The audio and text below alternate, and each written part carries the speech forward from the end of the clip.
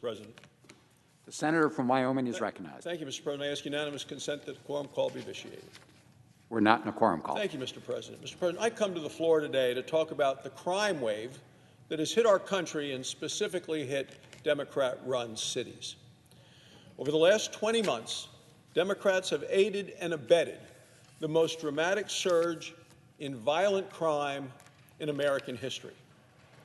In the summer of 2020, left-wing mobs burned cities like Minneapolis and Portland, Oregon.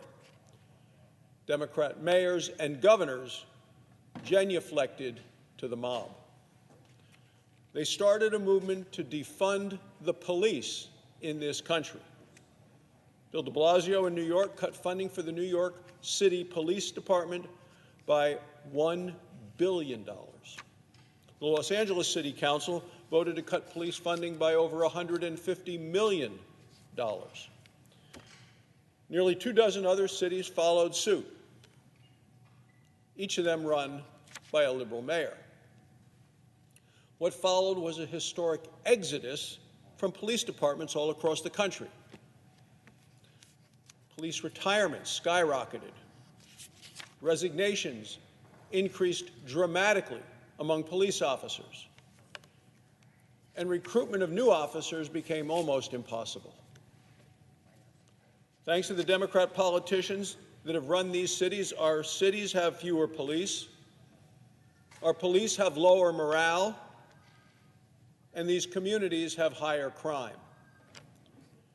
In 2020, there was a 30% increase in murder rate nationwide, fastest increase in American history.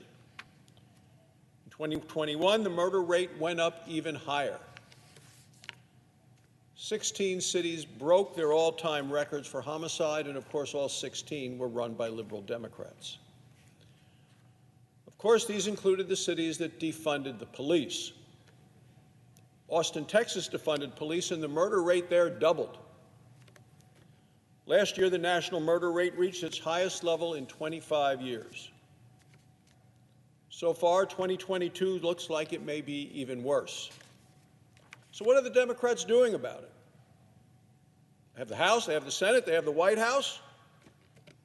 They're doing two things. They're making it worse, and they're trying to avoid being blamed for what they are causing. So how are they making it worse? Well, just take a look at some of the nominees of President Joe Biden, people that he's put in high positions in the Justice Department, radical liberals. Every member of the Democrat body in this institution voted to confirm them. These are people that hold beliefs way out of the mainstream of the American people when it comes to their service for the Department of Justice. Joe Biden has essentially handed over the Justice Department leadership to radical activists who want to defund the police. They are the people running the Justice Department. Every single Democrat voted to confirm them.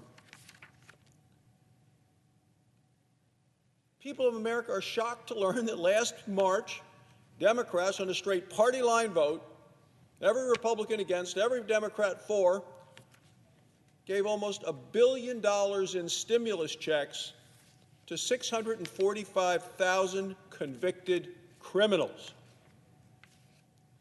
These are people either still behind bars or recently released.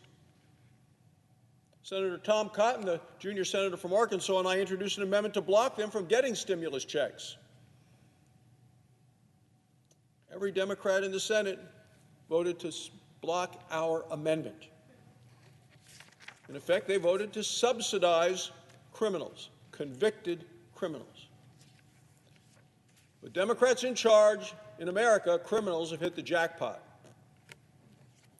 Second thing the Democrats are trying to do is to try to avoid getting blamed for this incredible spike in violent crime.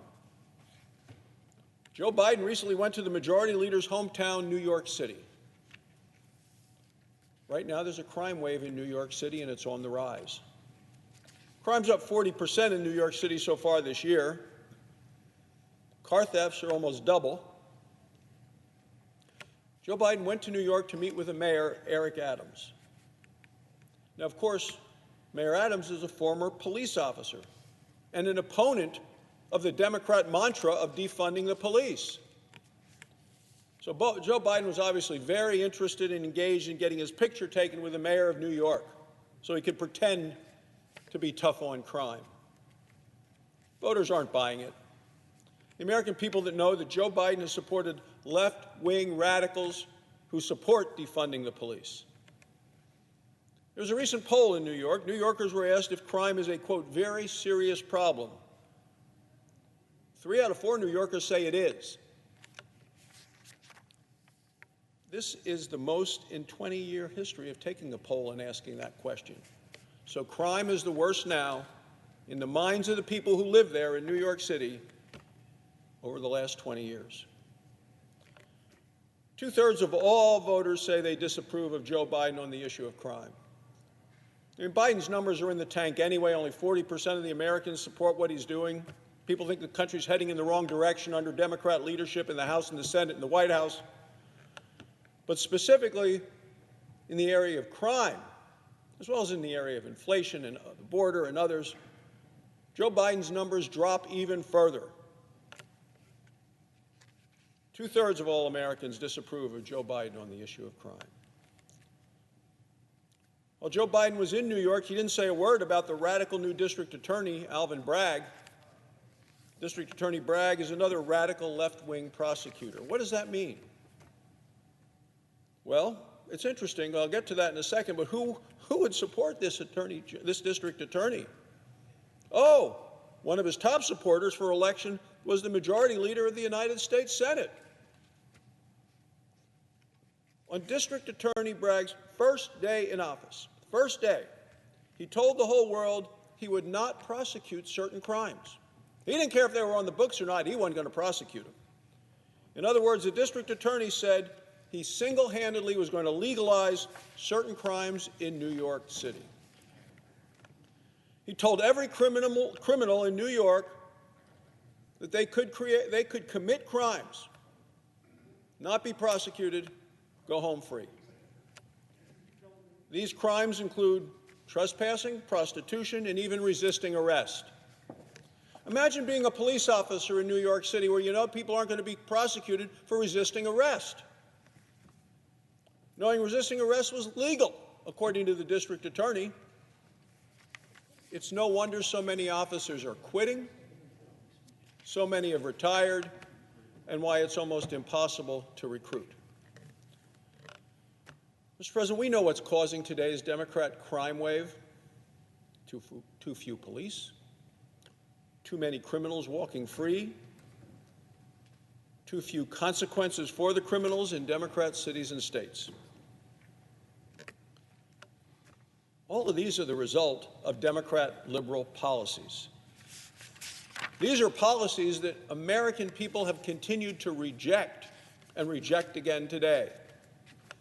American people want the law to be enforced. They want prosecutors and judges who follow the law as written. The American people are sick and tired of Democrats coddling criminals. The American people support the police. It's long past time for the Democrats to reverse course. It's time to reverse these reckless Democrat policies before this Democrat crime wave gets even worse. Thank you, Mr. President. I yield the floor. It's just the absence of a quorum.